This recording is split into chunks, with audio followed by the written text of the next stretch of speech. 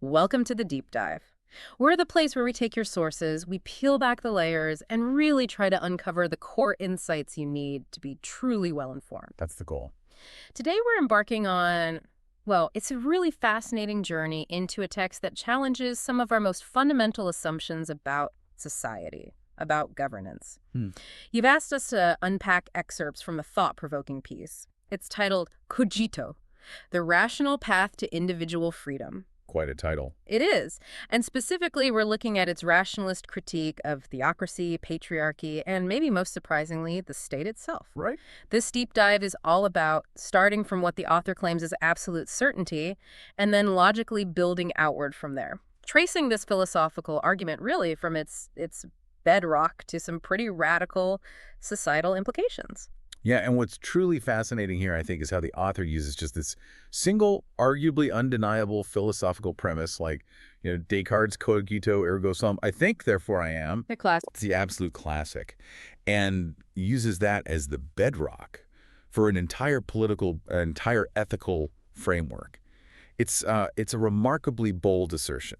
It really is. It basically attempts to dismantle these collective systems by putting individual consciousness squarely right at the center. So our mission today, then, is to meticulously follow this logical path, see where it leads us, understand not just what the author argues, but why this specific starting point seems to demand such radical conclusions. Exactly, and what the implications are really for how we view society, autonomy, even truth itself. Okay, so let's really unpack this. The author starts with Descartes. Cogito ergo sum. I think, therefore I am. Many of us have heard it, right? But how does this seemingly simple philosophical statement become the cornerstone for such a radical ethical and political philosophy? Yeah. It feels like a huge leap, doesn't it? Going from I exist to, like, a whole societal blueprint. How do they bridge that gap? It absolutely feels like a monumental leap. But the author argues it's not just a logically sound starting point, it's the only one. The only one. Wow. Yeah, the text posits that philosophy, if it is to serve any purpose beyond abstraction, must be rooted in what is undeniably real. So the question becomes, what is undeniably real? Okay. And the author suggests, look, you can doubt the external world, right? Maybe you're dreaming, maybe you're a brain in a vat, that whole thought experiment. The skepticism. Exactly. You can doubt other people exist, maybe even your own body. But the very act of doubting, that act itself, proves that something is doing the doubting. How? That something is the thinking I, this cogito, this foundational certainty of the self. It's presented as the only existence that can be directly and irrefutably known. Because the knowing proves the existence. Precisely. Its existence is a prerequisite for any thought, including the thought of doubting it. It's not some abstract idea. It's the immediate lived reality of your consciousness. And because of that unique status, the author insists it must be the starting point. Anything else, anything built on less certainty is, in their view, just built on shaky ground. Yeah. It's fundamentally flawed right from the beginning. So it's more than just, hey, I exist. It's like, I exist in this uniquely, self-evidently certain way, and literally nothing else gets that same level of absolute certainty. You got it. And that certainty then becomes the ultimate measuring stick for everything else, a kind of fundamental unit of reality. That's exactly the idea. Yeah. And crucially, this isn't just some abstract metaphysical point for navel-gazing. The author argues it has profound, unavoidable ethical implications. Okay, how so? Well, think about it. If your own consciousness is the only existence you can be absolutely certain of, then the individual self must logically be the ethical starting point. Must be. Must be. The author contends that any ethical or political system, if it is to have moral or rational legitimacy, quote-unquote, must recognize the primacy of individual consciousness as its starting point. So what this means is that violating the sovereignty of the individual, it isn't just morally questionable, like, many ethical systems might say that's bad. Yeah. From this framework, it's actually epistemically incoherent. That's the term they use. Epistemically incoherent. What does that mean exactly? It means it goes against what we can truly know. Yeah. And therefore, it's fundamentally irrational. If the only thing you're absolutely certain of is your own thinking self, then any system that denies or suppresses or subordinates that self is essentially operating on, a delusion. Or at least on something unprovable and therefore rationally illegitimate. Wow. It's like trying to build a skyscraper but skipping the foundation. It's just destined to collapse logically. That's a powerful claim. It basically says any system not built right on that core, that individual consciousness, is flawed from the get-go. Pretty much, yeah. And this leads directly to what they call a foundational ethical imperative. The preservation of individual freedom is the most rational and just moral goal. But, and this seems important, the author is quick to clarify this isn't about crude egoism or just being selfish. They use this specific term, responsible self-ownership. Can you elaborate on that? Because it feels vital to understanding how this framework isn't just, me first. Yeah, it's a really critical nuance, and the author is very clear about it. They state explicitly, this does not imply a celebration of egoism or selfishness in a crude sense. Okay. Instead, responsible self-ownership means each person has the right, sure, but also, crucially, the duty to cultivate themselves. A duty. A duty. Through reason, through autonomy, through ethical actions. It's a very active concept. It's not just about passively having rights. Right. It's not about taking from others or prioritizing your desires destructively. It's about maximizing your own rational and moral capacity, fulfilling the potential of that singular, certain consciousness you possess. So the awareness itself comes with a responsibility. Exactly. Yeah. The idea is that with this unique, undeniable gift of self-awareness comes the responsibility to act rationally and ethically. You are sovereign over yourself, yes, but with that sovereignty comes the obligation to govern that self responsibly, using the very reason that defines your existence in the first place. Okay. This cultivation isn't just for personal gain, though that might happen. It's for the full expression of your rational, self-aware being. If you act irrationally or immorally, the author suggests you're actually, in a way, diminishing your own sovereign self. You're failing your own consciousness. So it's not just about having freedom, but about using it responsibly, rationally, developing your mind, making reasoned choices, acting autonomously. Okay. Precisely. So if that's the starting point, this absolute certainty of the individual, their rational self-ownership, this duty to cultivate, what does it immediately imply about systems that demand, say, belief over reason, or prioritize a collective identity over individual thought? It seems like it sets up a direct conflict right away. It absolutely does. And this is exactly where the author's critiques really start to bite. If your foundational premise is that individual reason and consciousness are the ultimate arbiters of truth and the basis of ethics, Which is what they claim. Then any system that asks you to suspend that reason or to subordinate your individual will to some collective unthinking belief, well, that's immediately problematic. Right. It sets the stage for rejecting any authority that isn't derived from, or at least validated by, individual rational consent. The implication is stark. If a system doesn't acknowledge and respect the individual's capacity for reason and their fundamental sovereignty, it's operating on a flawed premise, because it's built on something less certain than the cogito itself. Makes sense. Think of it this way. If I ask you to believe something just because, say, a holy book says so, or because a large group of people agree on it, but I don't offer a rational, verifiable reason that you can process and understand through your own consciousness, then that demand for belief is, from this specific rationalist framework, an imposition. It's an attack on your rational self. And this naturally leads the author to systematically dismantle some very deeply entrenched societal structures, starting with those that rely most heavily on faith or tradition instead of individual reason. Okay, so given this absolute focus on the sovereign, thinking individual, the author turns a critical eye to established systems. First up, theocracies. Why are they considered fundamentally irrational according to this framework? I mean, this is a direct challenge to millennia of human organization, the very concept of divine authority. It is a direct challenge, yeah. The author argues that theocratic systems base their authority on divine revelation, and they dismiss this pretty quickly as inaccessible to reason and unverifiable by any epistemic standard. Okay, unverifiable. That's the core of the rationalist critique.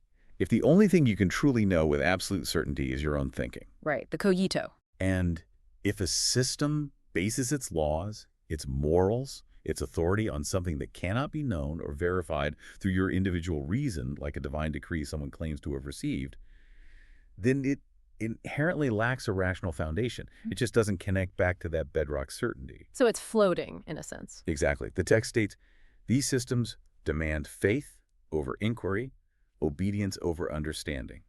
For the author, This isn't just a different way of knowing. It's a direct assault on the primacy of individual reason itself. So it's not even just about whether they might be wrong about God or divine laws, right? It's that their entire foundation is different. They ask you to believe, whereas this framework demands you think and know using your own faculty. Precisely. You nailed it. From the Cogito perspective, theocracy fundamentally suppresses the only entity we can know to exist, the thinking self. That's a direct quote. It elevates external, unprovable dogma above your own individual rational inquiry. Think about a society where laws come from sacred texts, or religious leaders who claim divine inspiration. If an individual, using their own reason, questions those laws or finds them conflicting with their own rational understanding, Is bound to happen. right, the theocratic system typically demands obedience, not reasoned debate. And that's seen as a direct violation of the individual's sovereignty, which, remember, is the ethical starting point derived from Cogito. Okay. So the author views such systems as fundamentally irrational. Why? Because their core tenets are simply not verifiable by individual reason. They're built on unprovable assumptions that just cannot be justified within a framework of rational ethics, which means they have to rely on compulsion, either explicitly or implicitly, rather than the free, rational agreement of the individual. Okay, that line of reasoning is clear. And then patriarchy faces a similar critique, not just for being unjust, which many would agree with, but for being irrational. What's the specific argument there? Because, again, many might argue patriarchy is unjust because of its outcomes, its inequality, discrimination. But this author seems to be saying it's irrational at its very core, like an intellectual mistake. Yes, exactly. The author extends that same rationalist lens directly to patriarchy. Patriarchal systems, they argue, impose social hierarchies based on what they call arbitrary biological characteristics like gender. Okay. These systems assume one group has greater worth or a natural right to lead, usually men. But the problem from this rationalist viewpoint is that these distinctions are inherently arbitrary. They don't stem from any fundamental, verifiable truth about an individual's capacity for reason or self-consciousness. They're just there Yeah. because of tradition or biology? Pretty much. They are essentially pre-rational assumptions. Things inherited from tradition, maybe rooted in historical power dynamics, but not grounded in reason itself. The author states that these systems directly contradict the rational basis for human equality. And where does that rational basis come from, according to them? It derives from self-consciousness, not gender or tradition. That's the key. If the foundation of all ethics and knowledge is the thinking self, the Cogito and all thinking selves share that fundamental capacity for self-awareness and rational thought. Right. Everyone who thinks exists in that certain way. Exactly. Then any system that denies equality based on non-rational distinctions like your biological sex or your ancestry, your skin color, whatever, is, by definition, irrational. It's imposing an arbitrary hierarchy onto a field where, from the perspective of consciousness, all individuals are fundamentally equal in their sovereignty and self-awareness. So it's like trying to argue that some cogitos are inherently more valuable than others. Precisely. And that's a claim that simply cannot be sustained by reason, according to this text. It's illogical. So it's not just a moral failing like discrimination is wrong. It's an argument that discrimination based on these factors is fundamentally illogical. It's unsound reasoning. It's like a category error in how society is structured. It is. The author argues that these structures, just like theocracies, rest on unprovable assumptions, and therefore they cannot be justified within a framework of rational ethics. And this raises a really critical question for us, for you, the listener. If these systems aren't built on verifiable truths, what are they built on? Yeah, good question. The author's implication is pretty clear. They're built on something far less reliable and ultimately coercive. Maybe tradition for tradition's sake, maybe inherited power structures, maybe just brute force masquerading as divine right or natural order. So this common thread that both theocracy and patriarchy rely on something other than logic or individual, verifiable truth to assert their authority. That's crucial to understanding the author's broader argument. They see them as systematic attempts to subordinate the individual's reason and sovereignty to some external, unprovable, and therefore irrational decree. It's a fundamental challenge to how power has historically been justified. Now, this is where, for me, it gets really interesting, maybe even more challenging. Because the author doesn't stop at religious or traditional social hierarchies. They also take on the modern state, even democratic ones, arguing they are no less problematic. How can democracy, which at least claims legitimacy from the people, be seen as a problem from this radical rationalist perspective? This seems to fly in the face of everything many of us are taught about self-governance, about collective decision-making being fair. This is definitely a provocative leap, isn't it? It challenges these deeply held beliefs about political legitimacy that, frankly, underpin much of the modern world. The author argues that even democratic states violate individual sovereignty under the guise of collective will. Now, remember the foundation. The individual cogito is the absolute ethical and epistemological starting point. Right, the only certainty. So, from that premise, the idea that a collective entity, even a majority, can legitimately override that individual sovereignty is, to the author, a direct contradiction. It violates the core principle. So the collective doesn't have the same standing as the individual. Not in terms of fundamental certainty or ethical primacy, no. The text states it very bluntly. The will of the majority is not a logical or moral authority. Wow. That's a huge claim. Yeah. I mean, we're taught that majority rule, or at least representative democracy, is the essence of fairness, right? A way for people to govern themselves. But the author says it's not logical or moral. That seems to undermine the whole idea of civic participation. It absolutely does strike at that root. And here's a really striking quote. Democracy does not sanctify truth. It merely quantifies opinion. Quantifies opinion. Yeah. It challenges the very idea that majority rule inherently confers moral or rational legitimacy. The argument goes like this. When 51% gets to dictate the lives of the other 49%. Or even a much smaller minority sometimes. Exactly. Or even imposes something on the 51% who disagree with that specific policy. The author says freedom is not respected but suspended. They call it tyranny in plural form. Tyranny in plural form, strong words. Very strong. Think about it from their perspective.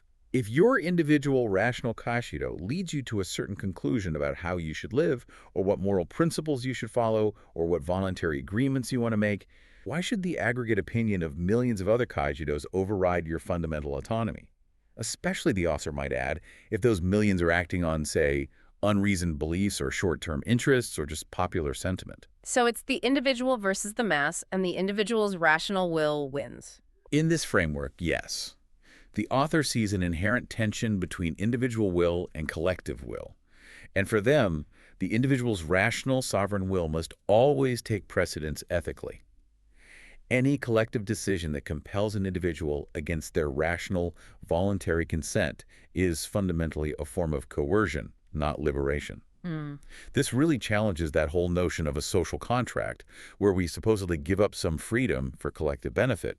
For this author, unless that contract is explicitly and continually consented to by each individual, it's essentially coercive. Which almost never happens in practice. Right. An incredibly high bar for legitimacy. Okay, so the critique extends beyond just the mechanism of democracy, like majority rule, to the state itself, regardless of its specific form.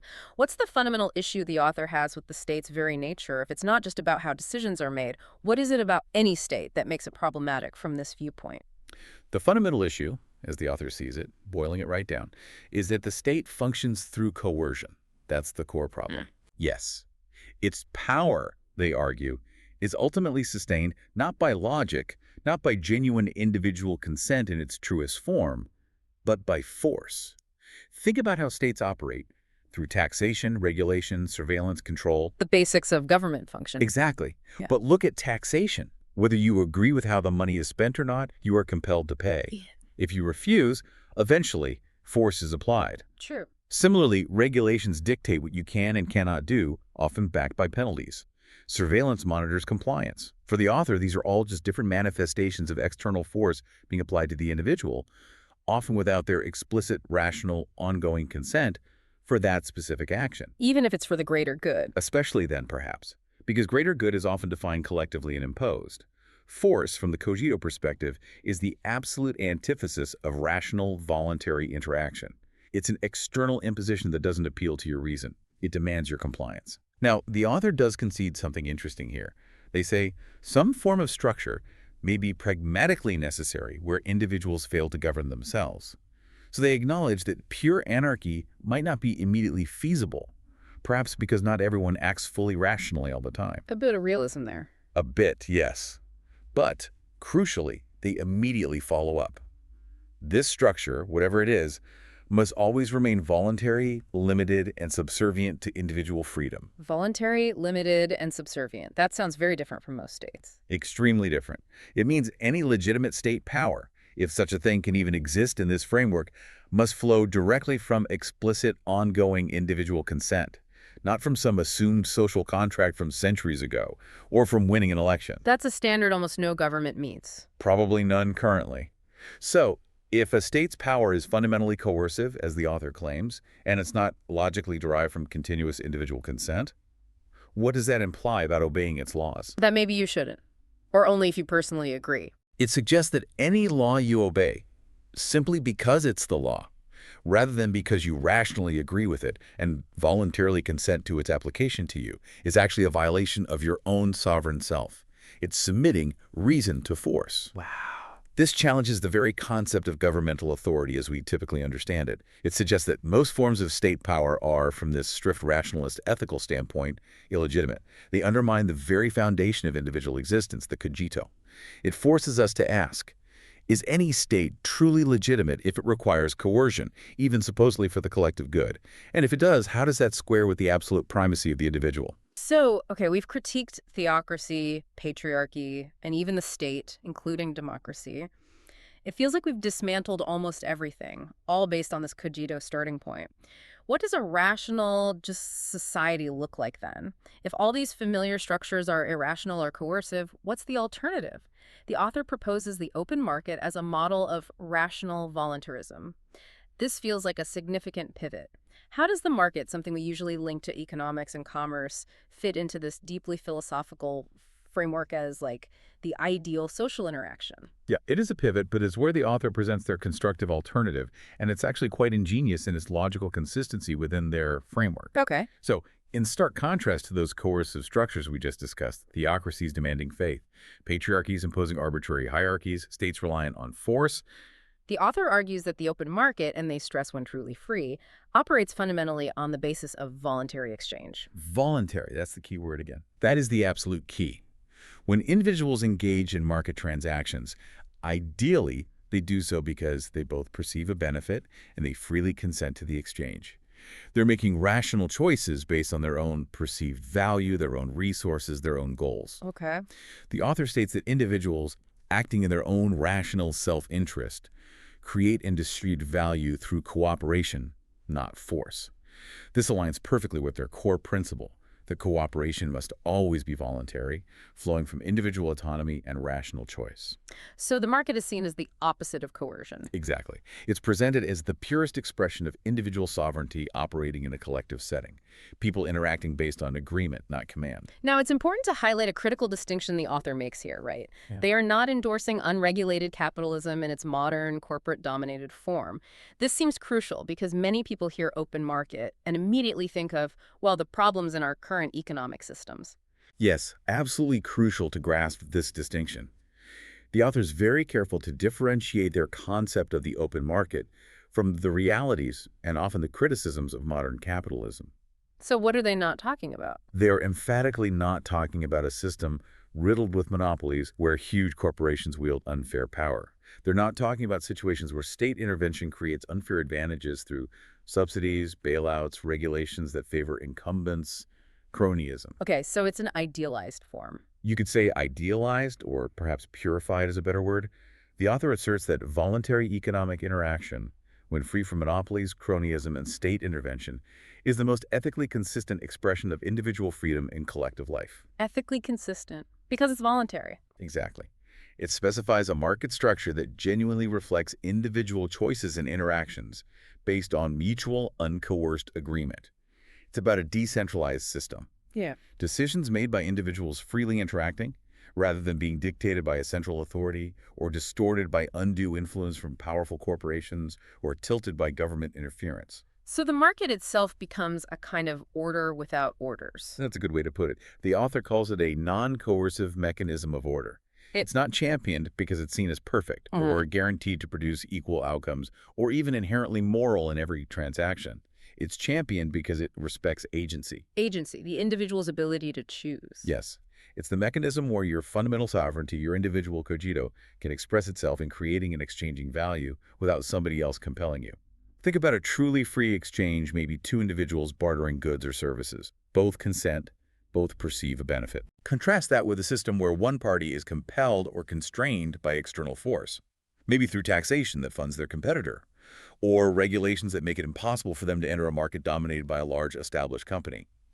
This deep dive suggests the first scenario, the voluntary one, is the only rationally justifiable economic interaction. Because it alone respects the individual's rational, voluntary choice. Precisely. It doesn't impose external will. It's all about the means of interaction, ensuring it's always rooted in consent. It's not necessarily about advocating for specific economic outcomes like massive wealth disparity or anything like that, but about the ethical nature of the interaction itself. Okay, so we've explored the Cogito Foundation, the critiques of theocracy, patriarchy, the state, even democracy, and now this proposed alternative of the truly open voluntary market. Let's try to bring it all together. What does the author ultimately envision as the core principles for a truly rational society? What does it really mean to build a society purely from logic, not from tradition or belief? What would that actually look like? It sounds incredibly demanding, maybe even a bit clinical in its pursuit of pure reason. It is demanding, no doubt. But the author argues it's the only way to build a truly just and sustainable society that actually respects the individual's fundamental reality, that thinking self. Back to the Cogito again. Always back to the Cogito. They state quite directly that a just society must emerge not from tradition, belief, or popularity, but from logic. Logic alone. Logic alone, derived from that initial premise. If you can only truly know your own thinking self, then all legitimate social structures have to derive their legitimacy from that absolute certainty. A just society must recognize that the only self-evident truth is the thinking individual. Everything else, institutions, cultural norms, laws, must be built upon, or at least be compatible with, this one foundational truth. Otherwise, they risk being irrational and coercive. So what are the key principles, then, derived from this? The author lays out essentially 3 key principles that must be upheld, and they flow directly from the Cogito. First, pretty straightforwardly, each person is sovereign over themselves. Self-ownership. Exactly. It's the direct application of the Cogito to social structure. Your consciousness is yours. Your body is yours. Your actions stemming from your reason are yours. No external entity, no person, no group, no state has inherent authority over you or your actions, unless you voluntarily consent. This implies radical individual autonomy in almost all areas of life: personal choices, property, association. Okay, number 1, self-sovereignty. What's next? Second, building on that, cooperation is always voluntary. Always voluntary. Always. This extends that market principle we just talked about to all forms of social interaction. Any collective endeavor, any shared goal, any community you join must be entered into freely by all participants. Consent is paramount, not just in economics, but in everything. So no assumed obligations, no joining a group just because you were born into it? Not legitimately, according to this framework. It would mean any social group, from a book club to a neighborhood association, maybe even larger structures, would have to be entirely based on ongoing explicit individual consent rather than inherited obligation or assumed membership. That's a radical shift from how most societies work. Radically so. And the third principle ties it all together. No institution, religious, political, or cultural, can override individual autonomy without violating reason. No institution, full stop. Full stop. This is a blanket rejection of any external authority that tries to compel an individual against their rational will. If an institution's command or rule or expectation cannot be rationally justified to the individual and then consented to by that individual, it is, in this framework, simply an irrational imposition, a violation of reason itself. That would fundamentally reshape our understanding of so many things: schools, families, cultural norms, if they demand adherence without that level of rational, voluntary assent from each person. It absolutely would. It demands constant justification based on reason, not tradition or authority. Now, the author states this isn't utopianism. They call it the most rational conclusion of Cartesian thought, extended beyond the metaphysical into the ethical and political realm.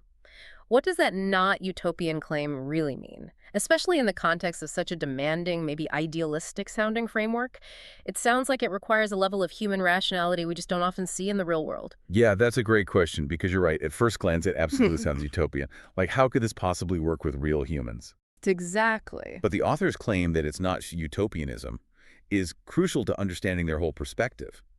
They aren't presenting this framework as some hopeful ideal that might be achievable one day if only humans were better or nicer or more logical. Okay, so it's not aspirational. Not primarily. They frame it as a logical necessity. What they mean is, If you accept the cogito as the starting point, if you accept that I think, therefore I am, is the absolute, undeniable truth, then these conclusions about individual freedom, voluntary interaction, and the rejection of external unreasoned authority must logically follow. There's no other rational path from that starting point. So it's like 1 plus 1 and 2. If you accept 1 plus you have to accept 2. That's a good analogy. Any deviation from these principles is simply seen as a failure of reason, not a different but equally valid approach. It's an error in logic. Right. The challenge, then, isn't about whether this perfect society is possible in some ideal future. The challenge is whether humanity, collectively and individually, is willing to consistently follow reason over all the other impulses we have. Tradition, tribalism, the desire to impose our will on others, maybe even our own irrational desires. So it's less a blueprint for the future, more a standard for judgment. Exactly. It's less a description of a perfected future state and more a set of logically derived principles for what constitutes a consistent and truly rational society. And by laying out these principles, it simultaneously exposes all deviations from them, all forms of coercion, all demands for unreasoned belief as irrational, and ultimately as unsustainable impositions on the individual's fundamental reality, their cogito. So it's presented as a statement of philosophical truth derived from that initial certainty rather than, say, a practical political program ready to be implemented tomorrow. I think that's right. The author implies that if we are truly committed to reason, then these are the only legitimate conclusions we can draw about how individuals should interact and how society should, ideally, be structured. The difficulty lies not in the logic, but in our willingness to follow it. Wow, what a journey through this text, seriously. We started with that seemingly simple, absolute certainty of, I think, therefore I am, the cogito. And from that single, unshakable truth, we've seen how this author builds just this incredibly radical vision for society, one that critiques pretty much everything, theocracies, patriarchies, even modern democracies, favoring instead this path of absolute individual sovereignty and purely voluntary cooperation. It's a true deep dive into what it might mean to build a world solely on logic. Yeah. And it really forces us to reconsider the foundations of, well, almost everything we usually take for granted about how societies are run. It really does. This deep dive challenges us, challenges you, the listener, to question the very foundations of the systems we live within every day. It asks us to seriously consider what happens if we prioritize individual reason and autonomy above all else. Yeah. And to critically examine any system, any institution, any belief that demands faith or adherence to tradition or submission to the collective will over that individual, verifiable truth of the thinking self. It's a powerful reminder, I think, that philosophy, right at its core, can provide a framework for deeply reevaluating our world. Definitely. And for understanding the hidden premises, the assumptions that underpin our societal structures, forcing us to ask, are they really built on firm ground? Or are they just built on habit, historical accident, or maybe even on irrational foundations? The author concludes the piece we looked at by saying, only then can we move beyond force, tradition, and illusion, and into a world governed not by belief, but by thought. Powerful ending. So, for you, our listener, here's the final thought to chew on. If the thinking self, your own cogito, is truly the ultimate foundation of knowledge and ethics, as this author argues, what responsibility does that place on you? Does it mean you have a duty to constantly question and evaluate the systems around you, your government, your community, your job, your own assumptions about social order, based purely on the merits of reason and voluntary consent, rather than just accepting them as they are given? What radical implications might the cogito have for your own life, your own world, if you were to truly apply it without compromise? Something to think about.